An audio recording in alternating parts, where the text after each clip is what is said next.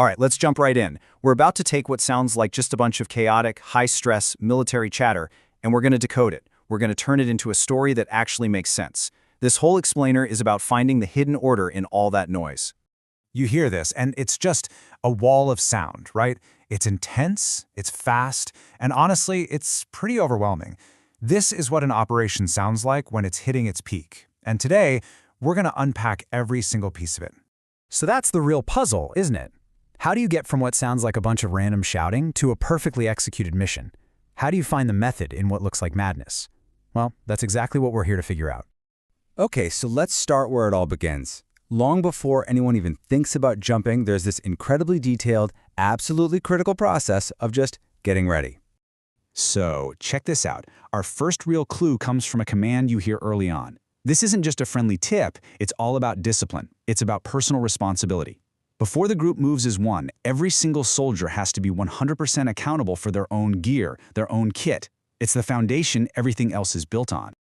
And let's be clear, a gear check isn't just about making sure you packed your socks. We're talking about a life-or-death procedure. A single loose strap, one piece of gear that isn't working right, that can lead to disaster. So you better believe this phase is taken with deadly seriousness. And boom, this quote right here just ties it all together beautifully. The commander literally connects physical readiness, the secure gear, directly to mental readiness, a sharp mind. It's not one or the other, it's about seeing the person and their equipment as a single finely tuned unit, ready to go. So once every person is set, the focus zooms out to the team. This next phase is all about logistics. It's the giant, coordinated dance of getting all those people and all that gear from the ground and up into the sky. Now, what's really cool here is how you can hear the logistical chain being built link by link. It starts simple, move to the truck. Then it gets more precise with the ground guide's instructions.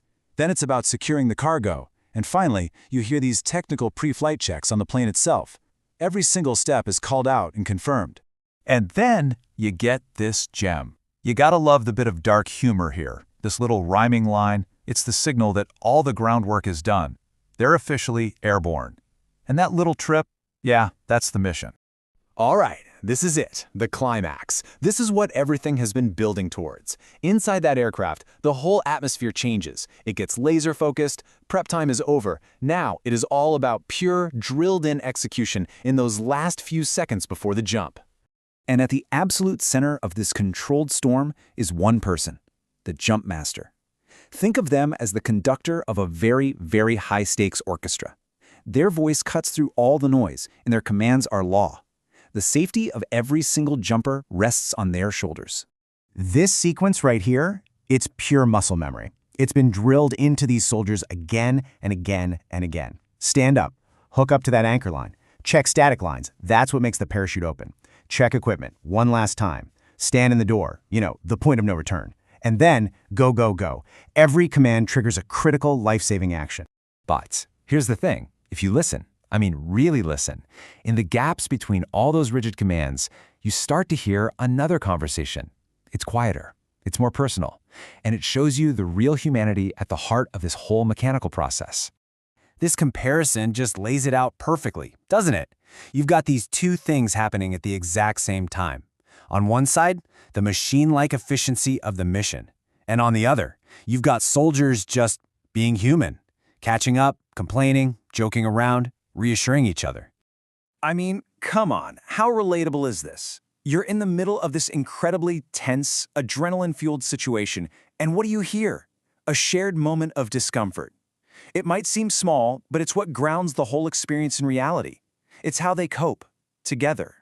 And then you get these moments of just profound respect. This isn't part of the procedure. It's a genuine acknowledgement of the shared risk, a real wish for the other person's safety. It's the quiet calm before the storm. This right here might just be the most important line of all. This is the glue. It's the ultimate promise of trust. It means that whatever happens when they leave that plane, they are not going out there alone. That promise is just as vital as any piece of gear or any command from the jump master. So it kind of leaves us with this final thought, We've seen how this entire mission is built on layers and layers of precision and procedure. But maybe, just maybe, it's those quiet human connections, those whispered promises between soldiers that give them the real strength they need to stand in that door and go. What do you think?